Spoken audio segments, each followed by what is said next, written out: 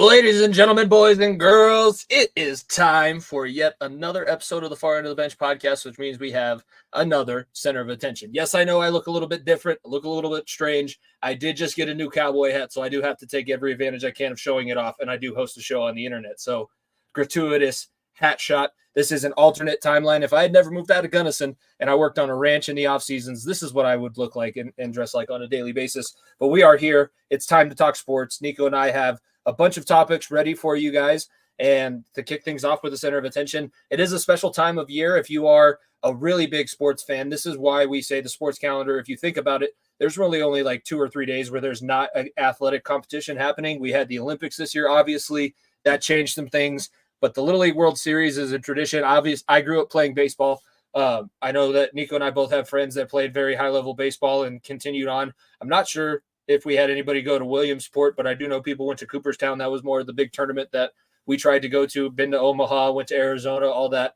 But Williamsport is a special place because of the fact that we get to see kids on ESPN and they get their kind of chance to shine. And we see international teams because the international level of Little League Baseball is on another level. I was in Curacao over winter break, and they are still boasting the fact that they are, I believe, the 2020, I think they're the last Little League World Series champions. They were still talking about that on the tour that I was on. We were on the bus, and they're like, and if you look to the right, you will see the home of the Little League World Series champion Curacao national team. And it was great. But this year, we have a team that is absolutely steamrolling people. Team Venezuela, if you don't know the story, they won their regional tournament. I think that's 4 games to get out of the Latin America bracket into Williamsport. This is a coach that's been here in the past. They've had teams like this. Venezuela's obviously got a really big baseball background. Look through the MLB and you'll probably find a Venezuelan tie somewhere. But this team won their regional tournament. I believe they scored 91 runs and surrendered 0 in the regional tournament.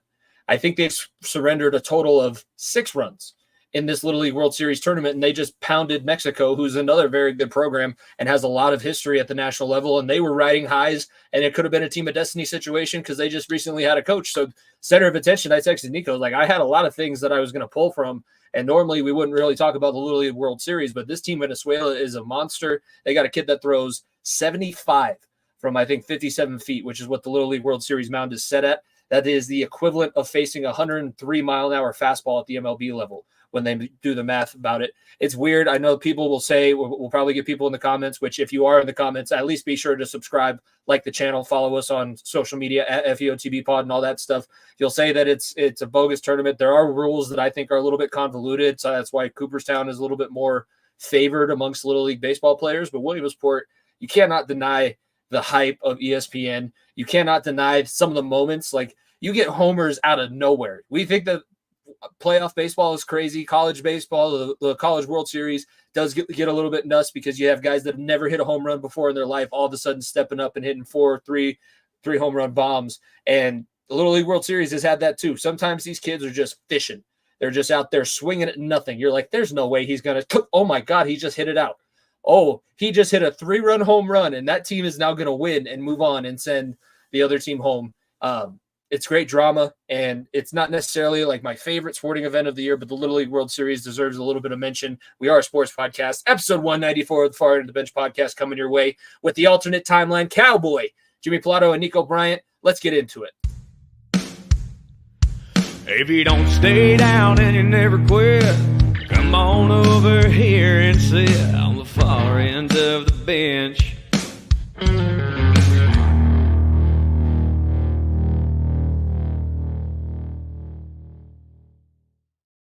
Well, I tell you what, I'm going to go down to the hog house and have a whole mess of fun because this is just going to be a grand old time. I'm not going to speak in that accent the entire time. Thank you guys for tuning in live, episode 194 of the Far End of the Bench. Niko, your mic is up. Yeah, but I don't know how many people would have listened to us do that accent the whole time. So, but hey, it's not bad. I love my southern drawl. I was about to go through the line like this at the outlet store that I got this at because I wanted to make it seem a little bit more authentic because it is weird. I was walking out wearing some Nike Air Maxes and a cowboy hat, so it was all over the place. Yeah, that's a lover boy combo is all I'll say. It's not a combo you should see very often. In my defense, I bought the hat after I decided what shoes I was going to wear, and it also looks a lot like every other frat boy that you see at CU. Coach Prime coaches in a cowboy hat, so maybe this becomes my coach's hat. I know for a fact it's going to be the hat when I'm sitting on the tractors next summer, so I will justify it in that sense. Thank you, everybody, like I said, for tuning in. Niko is coming off his last weekend traveling with the PLL. He is rocking the Redwoods hat.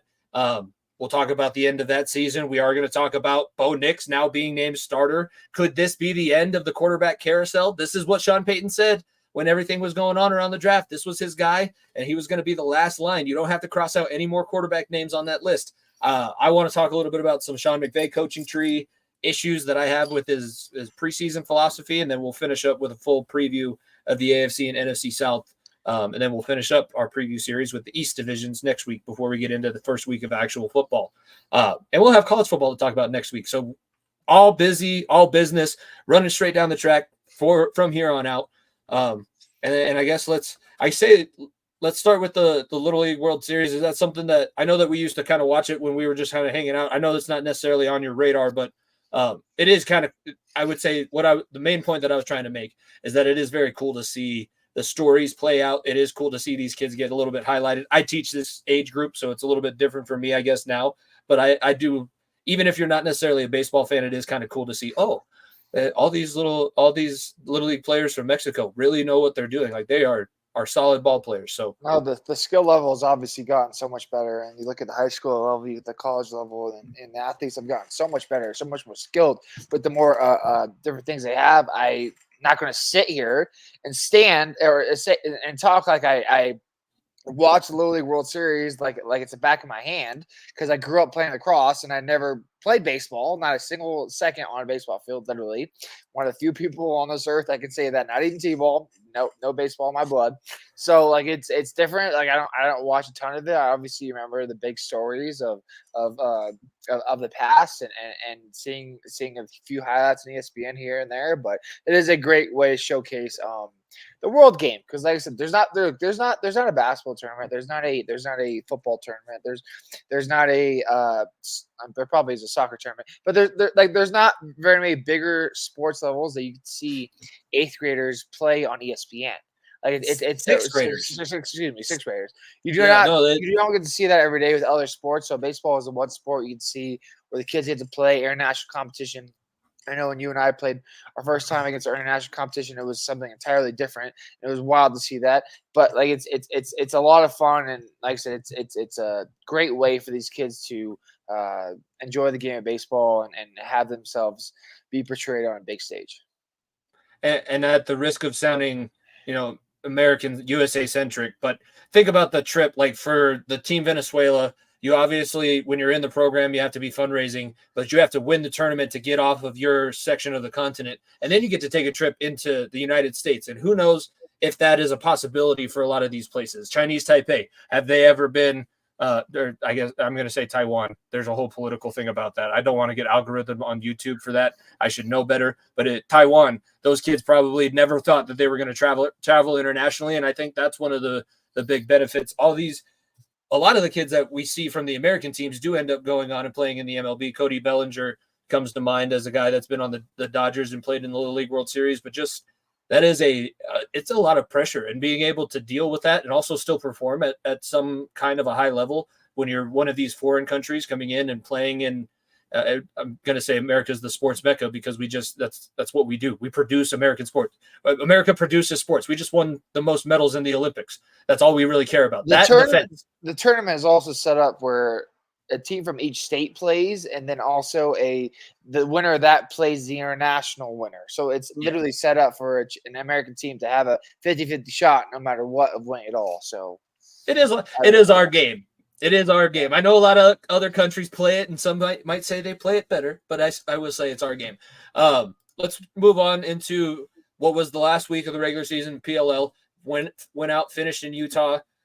We will look at the playoffs also because we do have the first round of the playoff matchup set. That's not this weekend. That is actually in 2 weeks starting on September 2nd. But this past weekend, first game of the weekend, the Archers defeat the Redwoods 13-12. Obviously, the win was the big important part of the playoff equation. Plus, they would have had to win by more than just a goal. So I guess start with this game, and then we'll transition that into kind of talking about what this season was. It was obviously different than last year, but I'm sure there's still good things, and not necessarily going to touch on any of the things. We're not here to talk improvements. Let's just talk about what this season was like. But let's start with this last game, 13-12 against a team that you honestly have to get. It's a curse now. Got to get the monkey off your back. They've beaten you a lot of times in a row. You're going to have to do it. You're really close, but you're just not quite at that next step. So what did you this weekend? Well, obviously we won overtime here in Denver, and then we go to Utah, and we also take the number one team, the reigning champions, on Banner Day, which they hung the banner in Utah, which is pretty cool. The PLL did that for them, obviously since they won last year, and we take them to overtime. Obviously, the big news out of this game was that Tom Schreiber, the MVP of last year, one of the best players in the world, broke his clavicle, and so he'll be out for the entire playoffs. The Archers are out without Schreiber and without Matt Moore for the entire playoff run, so it should be interesting how that fares out. But like I said, back to us, we had our chances. We pushed it to overtime with a 2-bomb at the end of the game with literally 3 seconds left. For those, it was an exciting end to the game. And if you counted the people on the field, we also had 7 guys on the field. So that was also the little interesting part of it. Refs didn't catch that, and then when they tried to challenge it, the refs said that we couldn't. That's unchallengeable. I don't know how that works out. Whatever. So we get to that point. We get to overtime. All is fantastic. We're like, holy crap, we can pull this off. We can win this game. Great things are going to happen.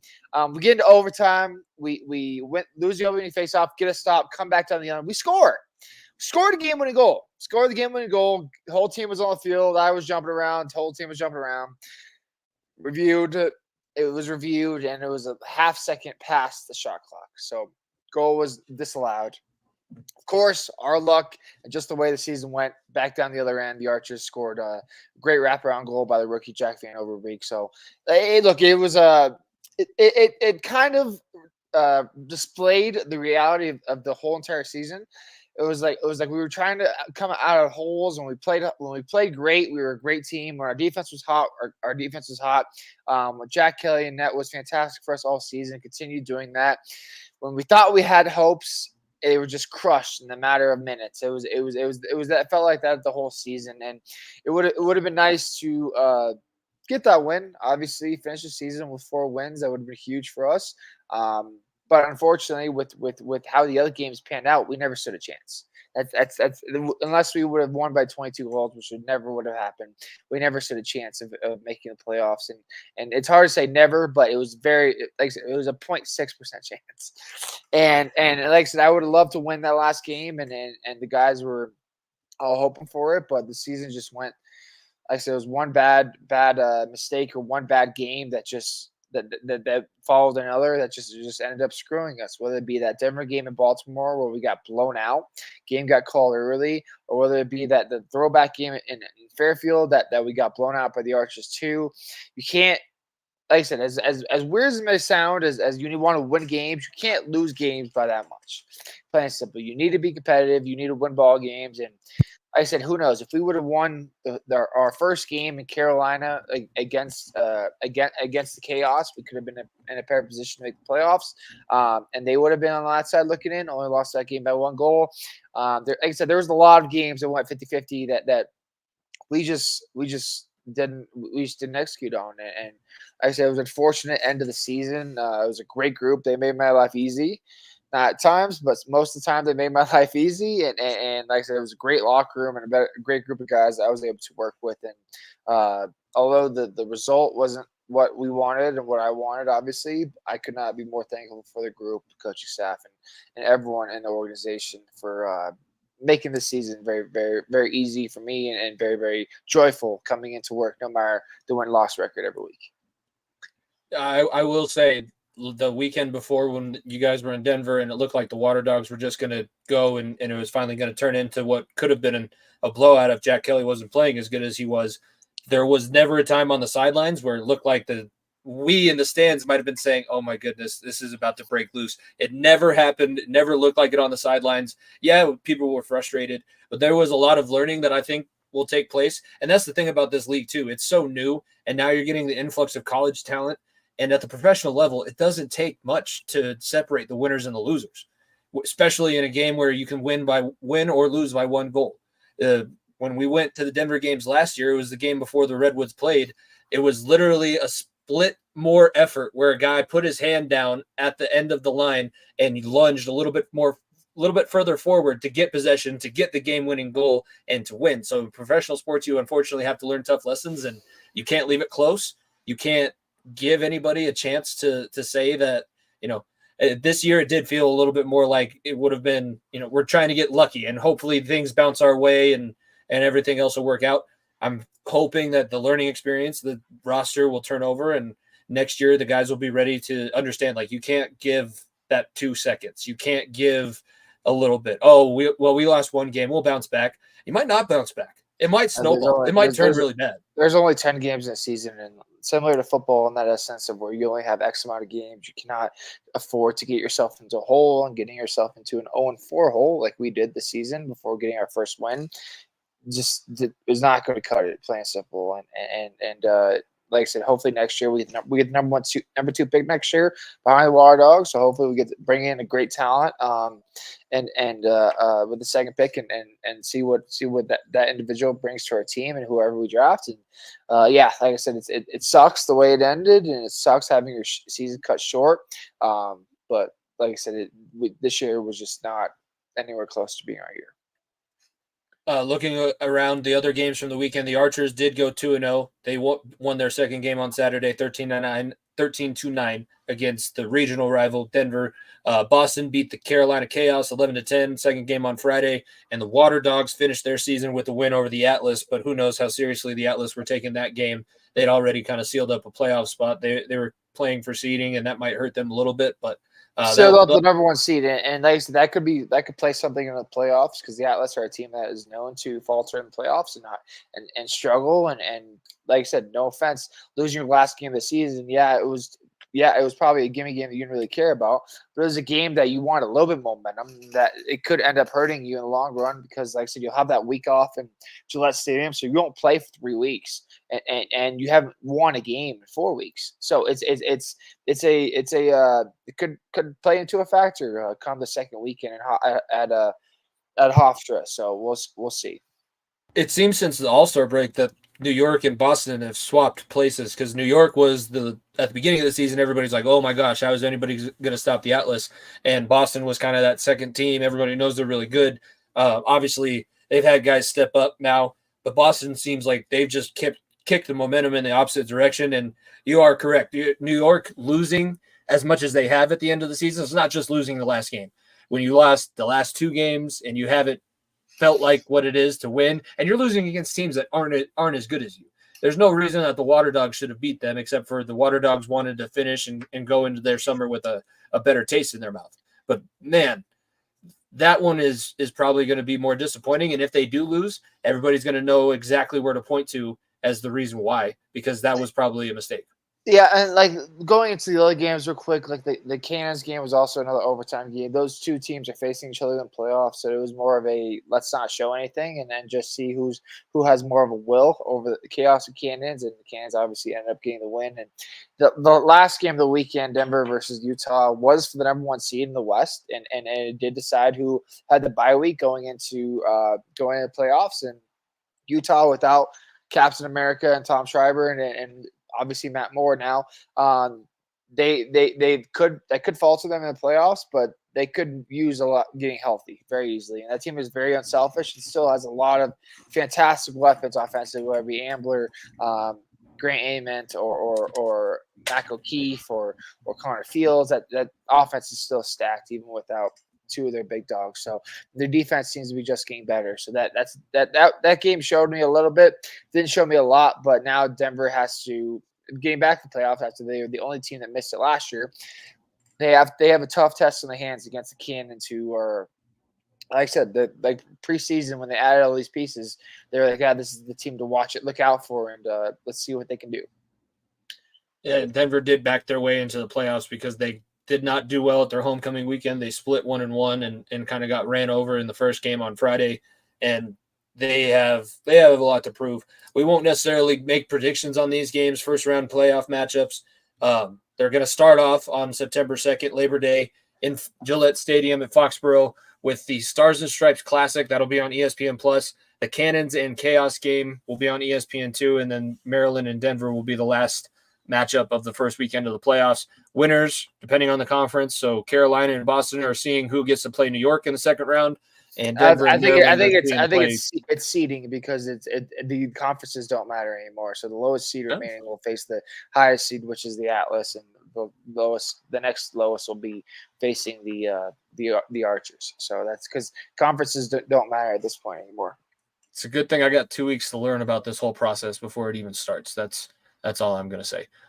Anything else on the PLL season this year? Obviously, like we said, it was more disappointing, but yeah, it sucked. But like I said, this is my second year working for the PLL, and I loved every second of it. So I enjoyed it very, very thoroughly, and cannot say enough good things about the organization, about the PLL too, and about the players that I've worked with. So like I said, sucks the end of the season, but always next year. So.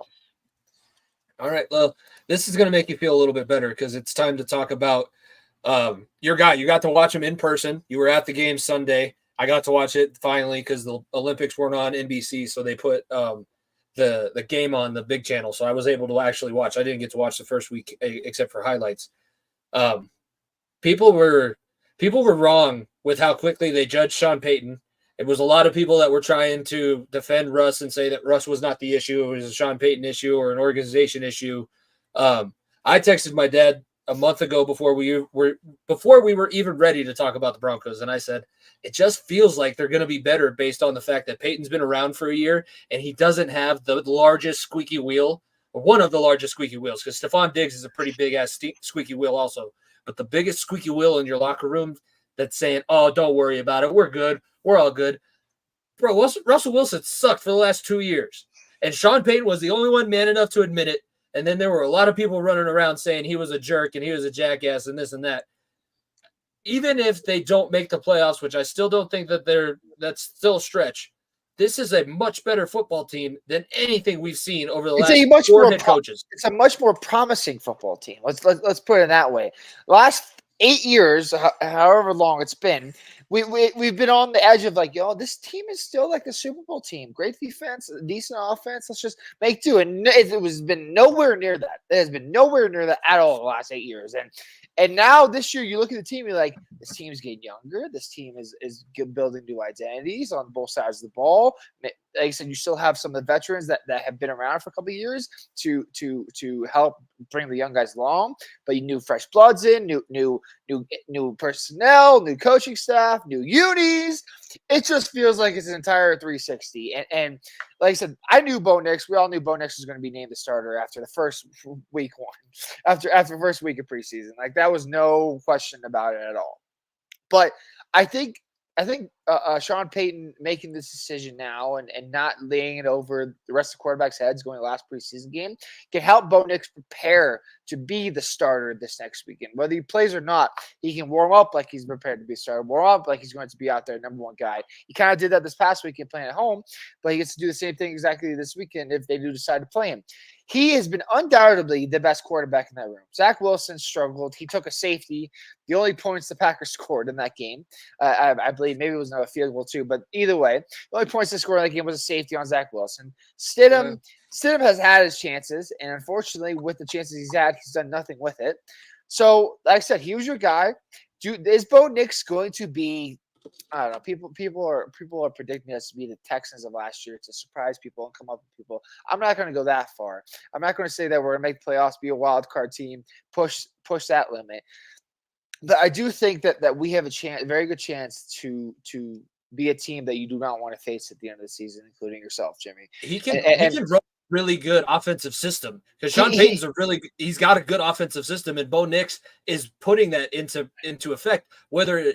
There's been a couple times where he hasn't been perfect, but you don't have to be perfect when you're actually running the offense, running the concepts. Like it's not just about not taking sacks, not making the wrong decisions, making quick. He has to take the correct decision. Like the only time where I saw him in trouble with the offensive line was a broken play where the coverage broke down, and he built up into the pocket and gained had a 1 yard gain on that second drive, where it's instead of a 2nd and 15 with Russell Wilson, it's a 2nd and 9, which you can get that half back. You're 3rd and 4, 3rd and 3, whatever you are. You're in a much better position, much better position. And look, I pump the brakes. I'm pump the brakes. I'm believing. I absolutely am believing, and I think he'll be the next guy. But I want to see him in a regular season. I want to see how things go before I buy his jersey because of my bad luck. Is all I'm going to say. So I am very hopeful, and things are going well. It's just crazy how much of a difference it's been because there's Steelers fans already calling for Justin Fields to be the starter, already saying Russell Wilson's a cancer. Stephen A. Smith went on ESPN today and said blatantly, and quote unquote, that the Denver Broncos are paying you $37.8 million to go fuck off. That's how unwanted you are. You're not in a quarterback position battle with Aaron Rodgers, with Josh Allen, with Patrick Mahomes, with Joe Burrow. You're in a QB position battle with Justin Fields, a guy who got ran out of town. A guy they want to put a kick returner too. Guy they want a kick returner. You're losing a quarterback battle to him, and you're so happy-go-lucky. Look, I'm glad. Look. Russell Wilson's probably a happy person than both you and I because of how positive he is. But plain and simple, that's not good enough to win a football game anymore. You have to be realistic, and you cannot give these corny-ass fucking answers. Watching Bo Nix in his first presser after being named the starter, he was like, "You know what?" I was like, "It's not so much getting named the starter; it's getting that first win as a starter that's most important to me." It's the things that I'm like, "Yeah, wait." That's what I want you to say. Oh my god! Well, I didn't have to like just say. You didn't give me a soliloquy. You didn't give me a soliloquy. Yeah. I'm not fucking trying to dissect your post game presser because of the play calling and that you're pissed about it, like Russell Wilson. What? This is nice. Hold on a second. This is nice. Oh, this is nice. And like I said, he is going to have some struggles. I expect those struggles to come on the road. It's going to be way different.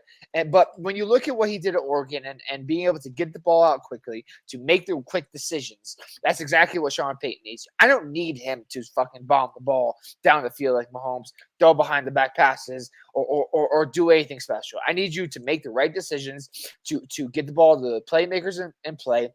Same thing I wanted Russell Wilson to do last year. Same thing I wanted Teddy Bridgewater, Trevor Siemian, Paxton Lynch. I could go down the line. Same exact thing. All I need is you to get the ball to the right person, not make dumb mistakes, and make those players around you better. That's what some of the greats that did. And I saw Dana Orlovsky say this perfectly. He's like, what Brock Purdy is to Kyle Shanahan's offense could very well be what Bo Nix is to Sean Payton's offense. It is the perfect match where Bo Nix goes somewhere else, maybe entire flop. Brock Purdy goes somewhere else, could be an entire flop. Having that, and I'm going to be careful with my words here, having that system quarterback where it just perfectly fits in what you want to do as a team can win you a fucking Super Bowl. And I'm not saying we're winning the Super Bowl. I'm just saying you build a fucking identity. You know what you do. You know what you need to do. When the time gets tough in the playoffs or at the end of the season, you know what your identity is. You know what you're to go to. You're not saying, go fucking save us. Go do this. Go make this incredible play because we need you to. No, it's stick to what you know and build a solid foundation on the football field. And like I said, this is not the middle. This is not the end. This is the fucking beginning of it. And that's the most important thing. And that's why I'm not afraid for them to fuck up, for him to do this. But I'm going to tell you right now, there's no going back. He will be the starter for every single game unless some injury happens, knock on wood. And he will be the starter going into next year and the starter, honestly, going into the year after that until the end of his rookie deal, unless something drastically fucks up because of the cap situation we're handed with Russell Wilson banging for not being there. That's what you have to do. So, like I said, I'm a believer. I'm excited. It was the right decision. Sean Payton makes the right decisions. It's the wildest stat I saw was that he is the second Broncos drafted quarterback to start Week 1 in Bronco history. Yeah. Him and John Elway. That means he is the only Bronco draft pick to be to be owned by the Broncos, draft pick owned by the Broncos to start week 1 in our team's history. 3 Super Bowls later, countless Super Bowl appearances. Go down a list of things. John Elway, Peyton Manning, all that. Finally have a homegrown guy. That's about as wild as the Bears being around for 112 years and never having 1,000-yard or 4,000-yard passer. I did not realize that, but it does make sense because everybody that the Broncos have ever been successful with has been a free agent. And every single quarterback we've drafted too. Jay Cutler didn't start right away behind Jake Plummer. Tim Tebow obviously didn't start right away. Drew Lock didn't start right away. Paxton Lynch didn't start away. Brock Osweiler didn't start right away. Go down the list of guys that didn't start right away. And I'm not calling Bo Nix Sean Elway, but there is a little bit of there is a little bit of extra juice in being on that list. It just the way it is, and it's a lot more pressure too. And to show my football nerddom, think about the similarities. Both coaches' sons, both guys that have grown up around the game and know that it's better to do for the team than it is to do for themselves. Because John Elway was a running back to start off with, and his dad kind of sat him down and said, "You're not quite fast enough to play running back when we moved to California. So quarterback's probably your thing." They are both older. They both finished all the way through their college. They were both captains in college. What people don't realize about Bo Nix, and it often gets put as a negative, but it was actually one of the smartest things that he ever did. He left Auburn because he wanted to prove, I am a quarterback. I am not some white version of insert running quarterback's name here. He is a guy that can win from the pocket. He does not – he is a good scrambler, but he doesn't necessarily run. Yeah, he doesn't. And it kind of hurt him because that first touchdown that got called back, yes, it was close, but he was over. Yeah. I saw that in real time, and the fact that they had to go back and look at it again and take that long to say no, that wasn't. No, he was definitely across the line, but he's not scrambling to run. He's scrambling. He knows the concepts. He knows where the receivers are supposed to be. He's scrambling to extend the play, which is what everybody talked about with Brady. Brady never ran. He just moved around in the pocket, didn't take sacks. He's not necessarily worried about his stat line, so if he has to throw it away, he'll throw it away. He's not going to try and force something over the middle. Hey, he could also see the middle of the field. Like you guys completed a comeback route to a tight end. I literally have not seen that in 2 years. I've not seen that in fucking 8 years. Like it's wild. And like I said, the one thing that that Sean Payton emphasizes, and it's what the greats have emphasized in the past is no empty possessions. No 3-and-outs. No get your defense. Defense just came off the field, tired, exhausted after getting a great stop and going right back out there. That's one thing that the Colts did for so long. That's with Peyton. That's one thing that the Patriots did for so long with Brady, and now Mahomes, the Chiefs. They rarely have empty possessions. Bo Nix, and look, I get it. It's against backups. I understand that. 100%. I understand that. 6 out of your 7 drives in the preseason came away with points. That is no 3-and-outs. That is getting into the opposing side of the field every chance you get. That's what you want. That's what you want. And from an offense that has been as stagnant as it has been last couple of years under Russell Wilson, having a guy that can be like, you know what, let's get points, let's get our defense some rest, let's play a team game here. And Sean Payton seems as though he has found his guy, and he's going to mold him into I'm not going to say Drew Brees, but he's going to mold him into his next guy. Basically, he is going to make sure that he is putting the right spots to make the right decisions, and not have too much on his plate right at the beginning. Yeah, don't get your hopes up too high, because even Drew Brees did struggle when he was a Charger before he moved in with Sean Payton. Everybody struggles as a Charger. Everybody does, but you can still see that was when they had LT. So they were he was the predecessor to Phillip Rivers' tenure in San Diego before they moved. But it took them a while, and it took them a season of struggling, but the culture is different. These guys they're playing hard. You're playing in the preseason.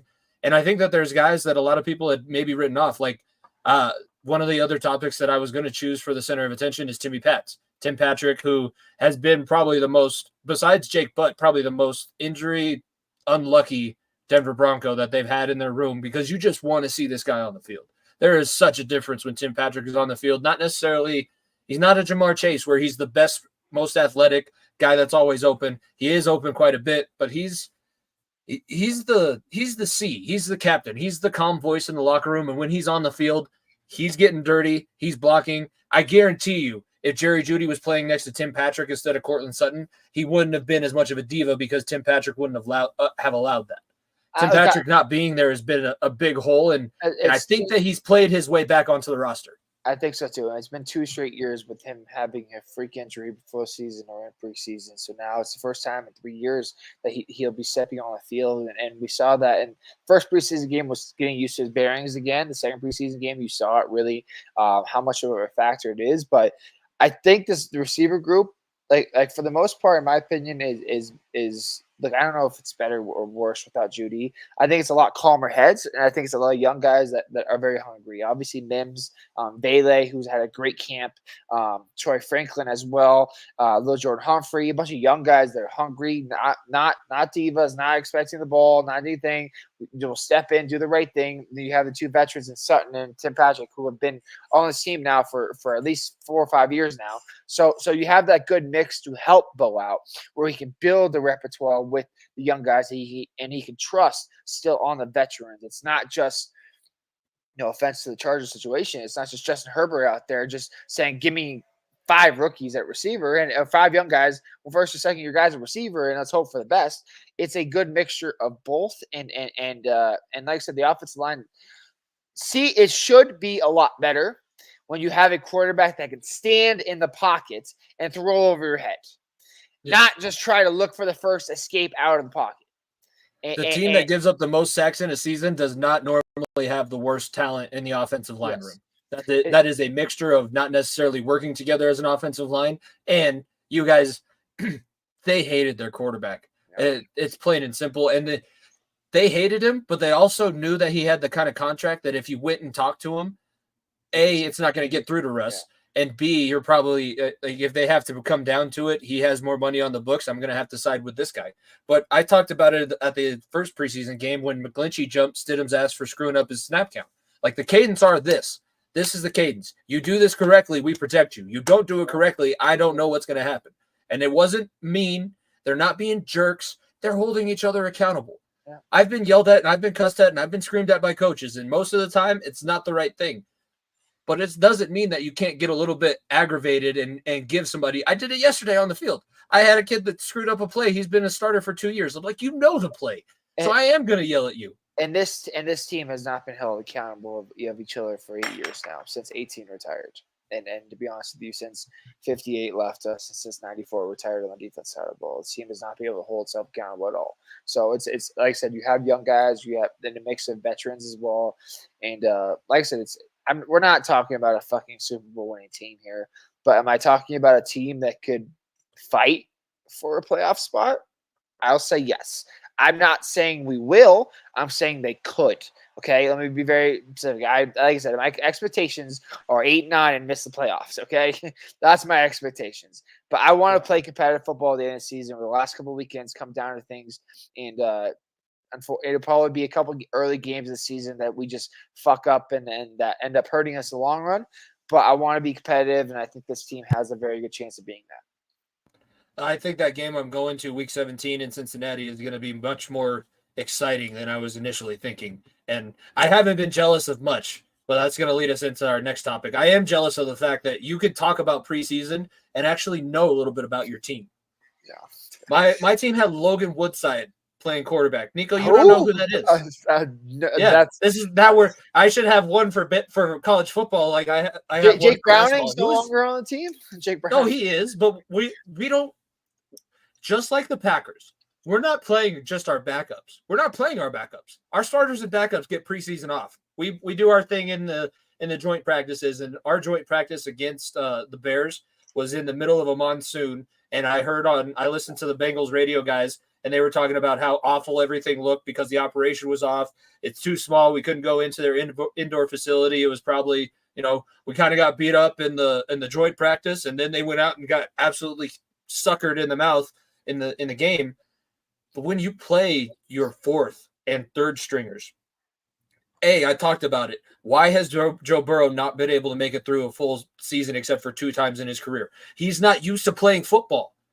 He has not gone through. He has not been touched. You put him in bubble. I say put him in bubble wrap. I don't really mean that. I mean protect his ass like he's wearing bubble wrap. But he's got to get touched. He's got to get hit. His body can't hold up when he goes from nothing for 6 months, and then you coddle him to this point. It's just bad, and your team is going to be so much better prepared week 1. It's going to be a tough matchup in Seattle on the road, but it is a new coaching staff, and there is some things that work to your advantage. I think we're going to lose week 1. I don't even know who I have it written down who we play. I don't care who we play. I think we're going to lose, or we're going to make it really close and end up losing in overtime because I think back to 2 years ago when we lost to the Packers because McPherson and Crosby just kept missing field goals back and forth. Like, we don't get ready for the regular season. McVay tree coaches don't play anybody, and it hurts them, except for Sean McVay. There is I don't know what the statistic is off the top of my head. I would have to look this up, and I'm not even sure if there's a statistic to even measure this. There are probably more injuries from starters in practice than there are from guys going in the preseason for 1 week, for one quarter. There is no injury. There's very few injuries. Maybe there's a handful of them. There's very few injuries. There's very few times where they're absolutely getting demolished. Bo Nix played 1 drive of football, and he's played 4, or I think he's played 5 or 6 drives in total. And like I said, I still want him to play the last one because like I said, it's good to have that legs. Jordan Love, last year was his first full season. You just paid him this massive contract. You're telling me that you're just going to throw him out there to the fucking Wolves week 1, just hope for the best? I get practice is probably a little bit more intense than the game. There is 0 things that you can compare to game day, showing up, preparing for a game, playing a game, and playing for however long you need, but not doing it. You can't sit here and tell me the Jets fans last year would have been happier if Aaron Rodgers played at least one series of football in the preseason. Maybe he wouldn't have got injured. Maybe he would have been more of his better footing around his home stadium for the first time. You can't sit here and tell me that being your surroundings, seeing all these things for the first time in the regular season isn't going to hurt you if you're not there. Look, it doesn't make sense. Maybe it'll help you in the long run. Who knows? And it helped the Rams a couple years ago when they did it. But like it's an interesting tactic, and I know you harp on this more than anything because your team has probably had the most injuries during the regular season because you haven't played preseason guys in the preseason since your coach took over. So there's good sides of it and there's bad sides of it because there's probably a handful of teams that also don't play the guys more than 1 or 2 preseason games and it doesn't affect them that much. Then there's teams that affect it entirely like yourself. So I think it depends on the team. I think the Rams they don't really need to. I think the Rams are more that they're not really that injury prone as opposed to you guys, as opposed to the Packers who have had a lot of injuries too. I think it just depends on the team really, and like I said, it does not hurt anybody to play literally 12 fucking minutes of a game. It's 1 drive. It's you practice fucking driving down the field every day at practice. You can't tell me you can't throw your guys out there for 1 drive in a massive stadium. I don't understand. I don't understand. It's not even. I mean, the injuries are a factor, but the chemistry week 1 of our seasons are always god awful too. Like we have no matchup with anything. Burrow can't hit a receiver to save his life. We got absolutely throttled the first 2 weeks of the season last year against Cleveland and against Baltimore. And it was because we had no rhythm. We were trying to deal with the calf injury. But, man, at some point you just got to look at the film of your first preseason games over the tenure that you've been there. If Zach Taylor is going to continue on, and he's not on the hot seat right now, depending on how this season goes, that can change. But I just have the feeling like if you come out and you start off 0-4 again and have to claw your way back to number 1 in the division, what are you doing? That's where the injuries really come from. That's why it's not even that you get hurt in the preseason, but you have to strain yourself so much from this massive comeback because you suck in the first month that it just isn't worth it. So to me, whether or not you get injured in the preseason, just getting in a routine. In college, we did it. We did a mock game. We had our final fall camp scrimmage. And then the week before our first game, we would have a mock game where we literally would do all of our pregame prep on air. We would run plays on air. The coaches would simulate somebody getting injured, so you know who your backup is, what personnels go in and out. Like they do it at the college level. Even if you just did something like that, which I know that they don't do at the pro level, that would be more beneficial than not doing anything. Just having the guys run out in their sweats, eating hot dogs on the sideline with an earpiece in. Oh yeah, I'm listening, coach. I'm watching the play. No, I'm not. I'm not just sitting over here talking the entire time. I'm watching. Trust me. It does nothing. It does nothing for anybody. It really doesn't. And like I said, that's why they're trying to get rid of preseason games more and more. And I don't know. I think we'll eventually get to only 2 preseason games because 3 is such a weird odd number. But like you have to get into a routine. It's way different than walking out of your practice locker room and onto a field after stretching than it is to stretch in a regular game in a big stadium with fans all top of your neck, and it's entirely different. It's entirely different animal. Yeah. That is a good time. We are going to be back with Talking the Gridiron. We will be back weekly during the season. This is season 3 with Darren, Jordan, and myself. I think it's the second season, full season with the 3 of us as the panel. Niko will probably make some more appearances because the Broncos will be more fun to talk about this season. But we will have analysis each week starting at about 7 p.m. Mountain Time. Right at the start of the third quarter of the Sunday Night Football game, you can come hang out with Darren, Jordan, and whoever else decides to come on Talking the Gridiron to talk some NFL. That's coming up over on the Variety Sports Network. It will also still be streamed through this channel, season 3 of Talking the Gridiron. And we have 2 divisions, two directions left. We're doing the south of the border, AFC and NFC. AFC South is interesting mainly for the people who are no longer there. Speaking of Derrick Henry in Tennessee, he's no longer in that division. Houston came out of nowhere, won by a game over Jacksonville. Jacksonville missed the playoffs, even though they started off, and everybody thought they had the best quarterback in the division going into the season last year. It is kind of a who bounces back, because there's a lot of new coaching staffs. Tennessee is one of them. I would like to say that DeMeco Ryans and CJ Stroud will be able to continue what they did. I am hesitant, though, because it's harder to be known about and sneak up on people. You're not sneaking up on anybody. Everybody knows CJ Stroud is difficult to make mistake, and their defense is really physical. Everybody knows the book on you now. They have been able to scheme you for an entire offseason. How are you going to respond?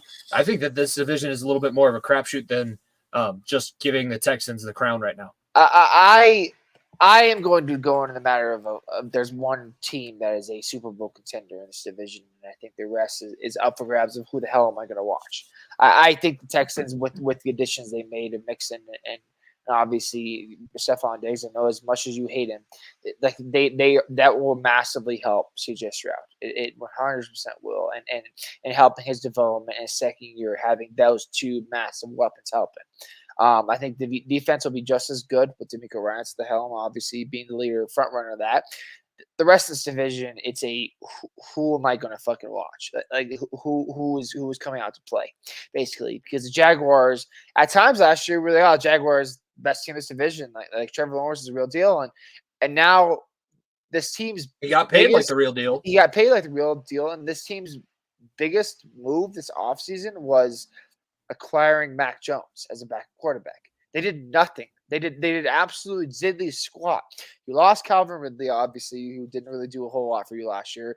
You lose a lot of weapons here and there. Lose A. Jones.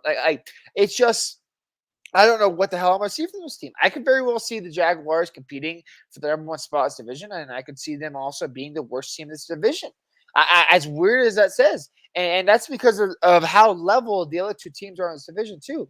The Colts, Anthony Richardson, obviously his season was cut short last year, but you got to think him coming back, he could be the very, very next big deal in this division. It could be the real deal.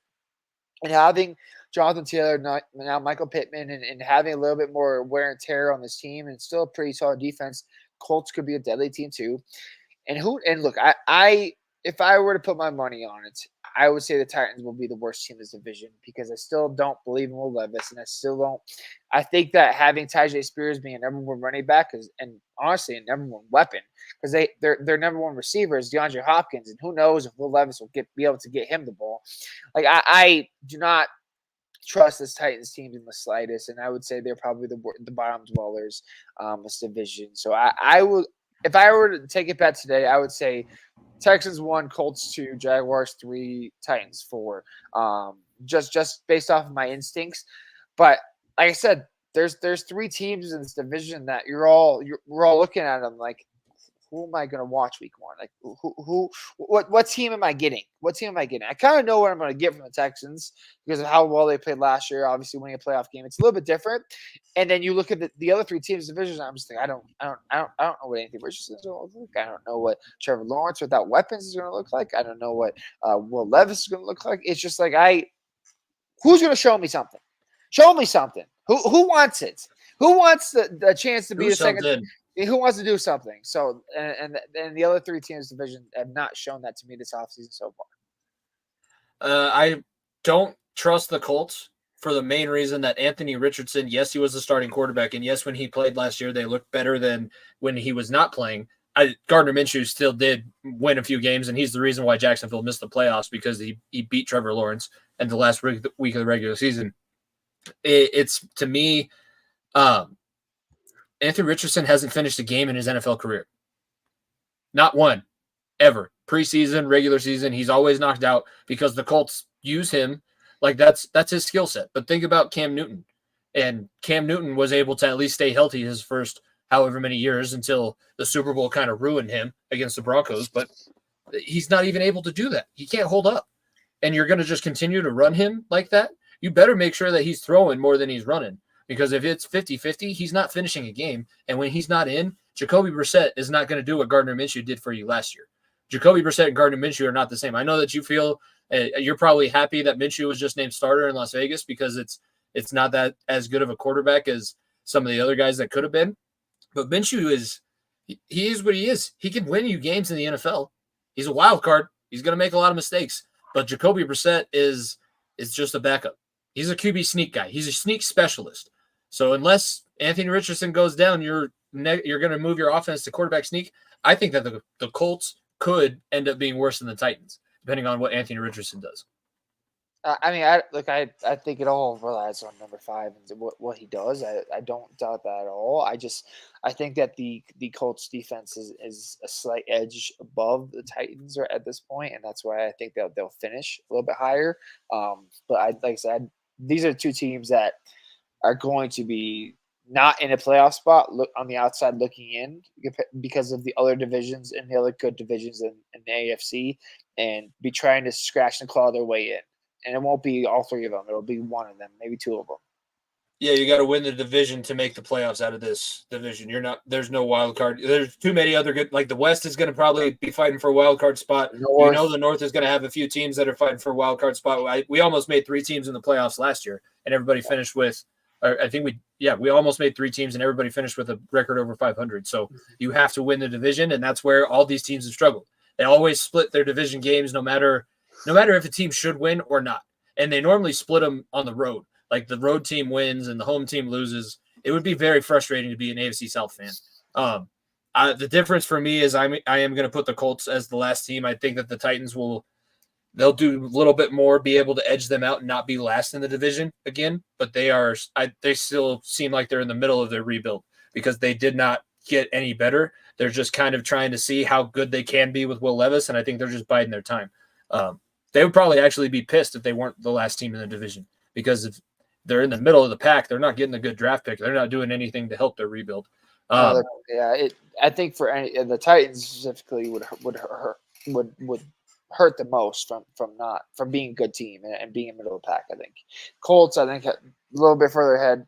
Jaguars, that'd be the biggest fuck up if they're all young talent and they falter to the last of the division. Obviously, I highly doubt the Texans would be the last team in this division, especially after what I saw last year.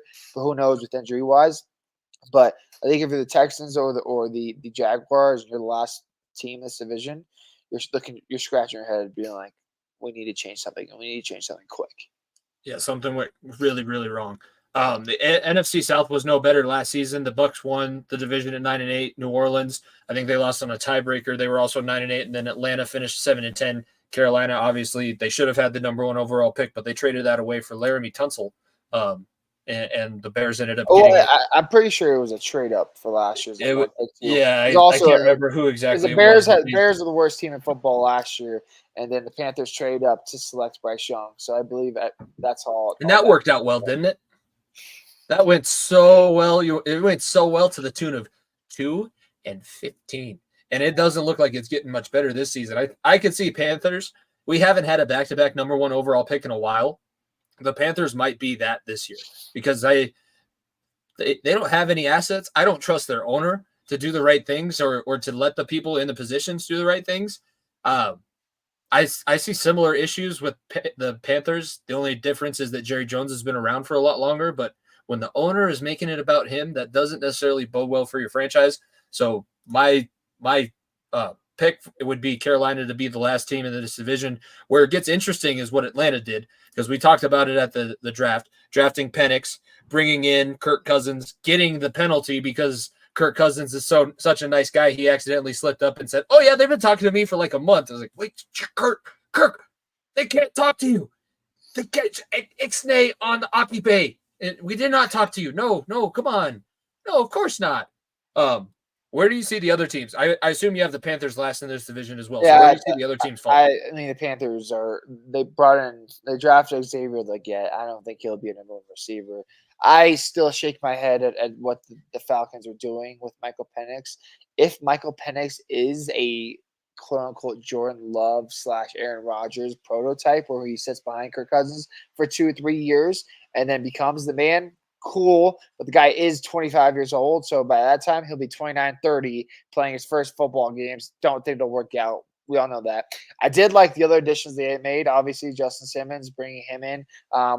Pair with Jesse Bates, two of the best safeties of football at one point. That's a hell of a safety combination. It's a great safety combination. And like I said, the second year of Bijan Robinson, which Bijan could be the dog, could be the guy to make life so much easier. Kirk Cousins obviously has been a playoff caliber quarterback. At times, he's been one of the best quarterbacks in his division and one of the best quarterbacks in the conference at times.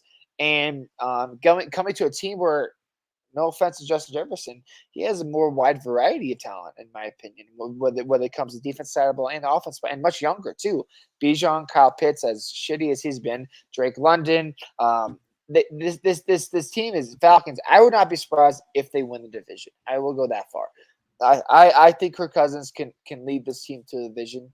Where it still shakes my head at them is the fact that they drafted Penix when they could have got better defensively at the edge position because they're still struggling at the edge position, and that's probably the biggest headache. The other two teams, I think the Saints are slowly fading, and they're a team similar to the Steelers in a way of they're going to be a tough team to beat. They'll always be a tough out, no matter who they are, because of the mold that Sean Payton made there, because of the how tough that team can be. So come early December, late November, if you see the Saints on the schedule, it's going to be a tough team to beat no matter what, any team in this division, no matter their record. I think they do slowly fade away. Probably the third worst team in this division. The Bucs is where things get interesting because it's year 2 of Baker, so Baker can be more comfortable in the pocket and more comfortable with his surroundings and everything. But I don't think this team got any much better either. I'm looking at basically the same exact roster as it did last year for the Bucs, and that was good enough to win the division. So I would put them second because I still think that. That they're well coached and that they'll put the guys in the right places and still very, very sound defensively. But I just think I see the Falcons taking that leap and being the best team in this division. I don't see it in the Saints, don't see it obviously in the Panthers. I think the Bucs are the team that you're like, could sneak into a wild card position with their record, but this was the worst division in football last year. Let's not forget, okay? So this division is still very, very shit. And one of the teams that were middle of the road got increasingly better. The upgrade from Taylor Heineke / Desmond Ridder to motherfucking Kirk Cousins is insane. Is insane. You add Justin Simmons, you add some of these other pieces, young pieces in their second year, and I think the Falcons win this division. And honestly, I think they're the only team with a winning record.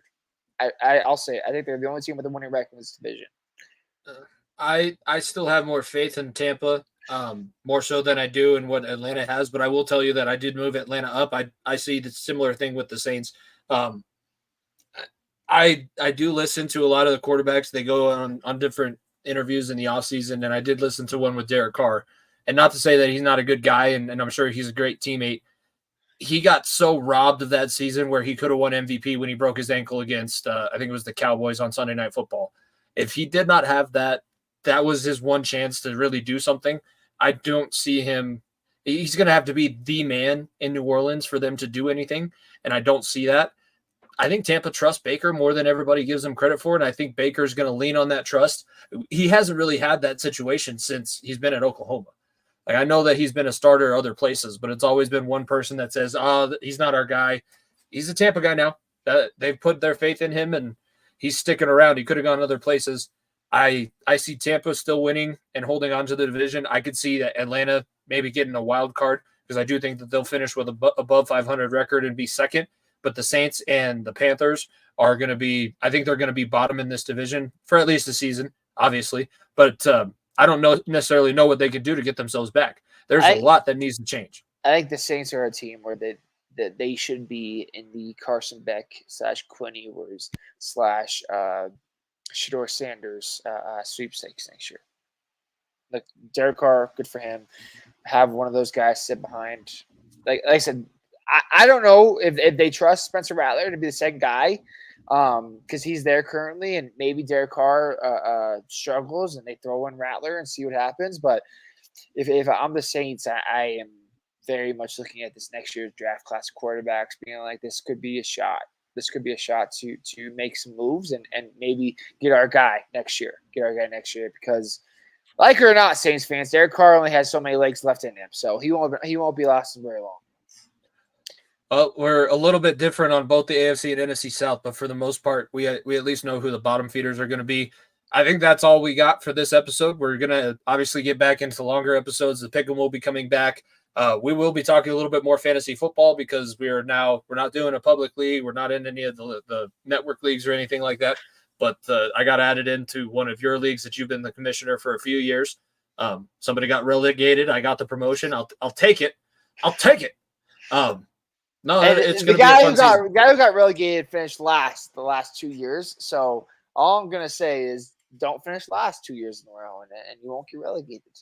I'm not planning on finishing last. I'm not going to come in and say that I'm going to be the big dick of the locker room because it's been a while since I've been like super into fantasy football. But I'm not going to come in and be quiet. Obviously, I'm at least going to piss everybody off, or at least half the people in the league off with my name, because I'm sure that there's people that hate Michigan, and I'm not going to give away my name yet. I'll do that when we're doing our full season preview. But it's going to be none. It's going to be fun. It's going to be spicy. Be a fun season. You got anything else for the people? Last couple things. Shout out the boy Dimitri Stanley. He played at Mile High. He's on the Packers squad, preseason squad. So he got some run in the fourth quarter. Had a couple punts, returns. Very cool to see. Obviously, Dimitri played with Jimmy and I at Creek, and obviously had some great years at CU, and then finished his college career off at Iowa State, and got an opportunity. I don't know what the likelihood of him making the roster is, but to see him out there with a chance, it's one of the. I think it's the only guy that you and I have played with, Creek-wise at least, that has made it that far. So yep. It was awesome to see that. Excited to see him hopefully make the roster, if not make the practice squad, and be around that locker room, because Dimitri is very down to earth guy, and a very, very nice guy to be around, and could not happen to a better person. That's awesome. It was cool to see, and we're always looking for that connection. In high school and college, because I saw something on Eckler, like, is he going to have the bounce back season? And all I did was leave a reply, which is why everybody should follow, subscribe at FEO2B Pod. I've seen a motivated Eckler before, and it turned into like 2,000 yards in the last 6 games of the season. He's playing different competition level, but I can see him with Jaden Daniels and that new offense. Washington looks like they might have something too. We'll get to them next week when we break down the NFC East. Could be IU on the way over, apparently, because they traded Dotson this morning. So yeah, they did. They got rid of Jahan Dotson. That's going to be that. it's good that we saved those divisions for last because who cares about the AFC East except for Aaron Rodgers? But the NFC East, Jerry Jones, the Cowboys, Philly, we get to piss them off a little bit more. That'll be a lot of fun. And Washington might be good. We don't have to talk about the Dan Snyder team anymore. Could be sneaky. Get rid of the cancer. You cut the cancer off, and the rest of the organism just starts to heal itself. It might be a good thing. Wow. Same with Russell Wilson. Crazy how that happens. And then when they the tumor. And when the tumor gets moved to another spot, you're like, oh, funny how that tumor continues to grow. Crazy. I am so excited that tumor is now in Pittsburgh, and I don't have to. I'm hoping that it metastasizes, and that'll be fun for me. Be sure to follow, like I said, subscribe, tell everybody to take a listen. We really appreciate you tuning in. I will be enjoying myself at the Park McCollum concert this weekend. Nico will be checking out some more Broncos preseason football. We will be back next week to talk our last division preview, and we're getting ready. We're 2 weeks, 14 days. I've been seeing it all over the timeline today. 14 days from the start of meaningful NFL football. College will be back, so we'll talk a lot more college football next weekend. But for myself, Jimmy Pallotto, my co-host Niko Bryant, episode 194 of the Far End of the Bench podcast, live on YouTube. Thank you very much for tuning in. We will see you guys next week. Peace. If you don't stay down and you never quit, come on over here and sit on the far end of the bench.